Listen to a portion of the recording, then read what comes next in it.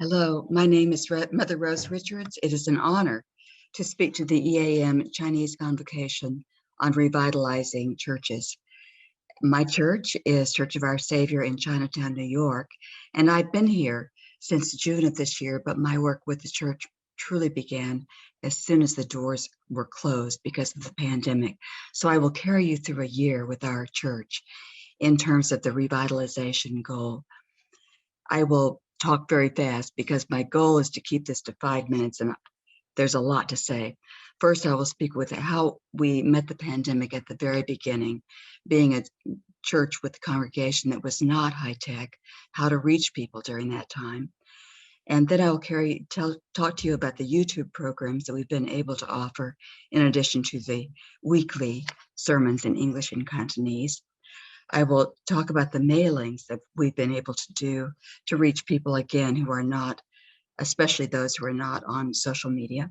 And finally, our Jubilee program, the after school and summer program, which has morphed from in-person to online during this time.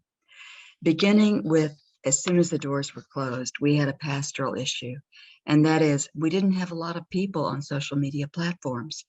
Certainly Zoom was not popular. Maybe 3 to 5 people would use it.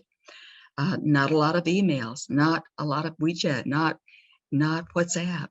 And so how to get people to be able to use these platforms so that they could then continue being a congregation online. And I think one person for a lot of that work, her name is Pam Tang, you know her, our deacon in training. She would go to people's homes, help them download Zoom, teach them how to navigate it. She gave classes over the phone on this and on WeChat, how to sign up for it and to be a part of it. So that we went from, at the beginning, 3 to 5 people on Zoom. Fast forward to our annual meeting in January, there were a lot of faces there. So that was a miracle, and it took a lot of work. So thank you, Pam. Of course, at the beginning, this was not in place, and there was a great pastoral need to have the church touch people during that time. So we made a point of having mailings during the High Holy Weeks that came immediately after the doors were closed. We had Good Friday mailings, we had Easter mailings, we had Pentecost mailings, and then the phone ministry grew up around that need. So church leaders, they knew who was on social media, who wasn't. They would see their names. So they'd make a point, and they still do, of phoning people who were not part of that, of making sure that people were being included.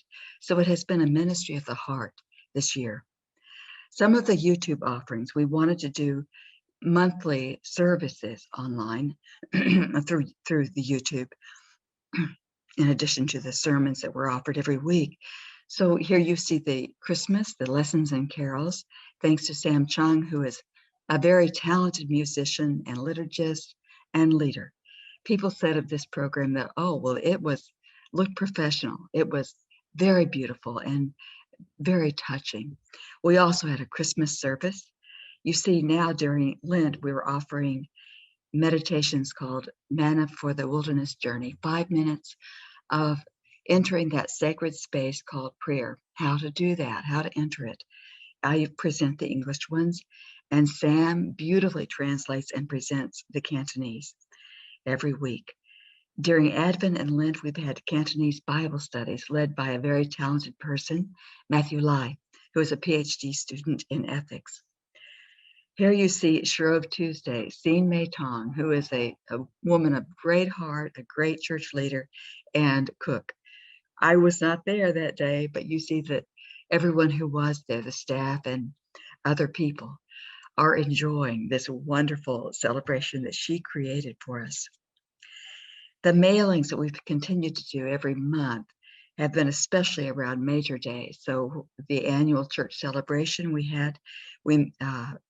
offered bookmarks that were created by our mission graphics, which Pam Tang runs. We also did this, of course, during Christmas, and now as Holy Week and Easter are coming, we have a mailing that's going to be full. If we're going to include, if we're able to get them from the florist, palms that are blessed, we will cut them up so that the pieces of blessed palms will be part of it. A letter from the priest in charge and the wardens, an Easter card designed by our mission graphics, a flyer that will talk about all of the programs that are offered so people have that to refer to, and my favorite, a selfie directory. Every year we reproduce the directory so we can update it. But this year, we're going to have selfies as part of it so that we can see ourselves as we went through this historic and difficult year together. Finally, our Jubilee program, after school and summer program, led by Pam Chin, a very talented woman of faith. She said, we have been able to do things that we couldn't have done. We had trips around the various places in the world. Could not have done that if it had not been virtual. If we'd been in a school bus in New York City, we would not have gone that far, she said. The Mandarin classes have been actually even better because the students are less afraid to try out their pronunciation when they're just speaking to the computer instead of having their friends around them kind of making jokes. And their focus has been, of course, much better too. So it has been a huge challenge, but through her faithful work and creative work, it has been met.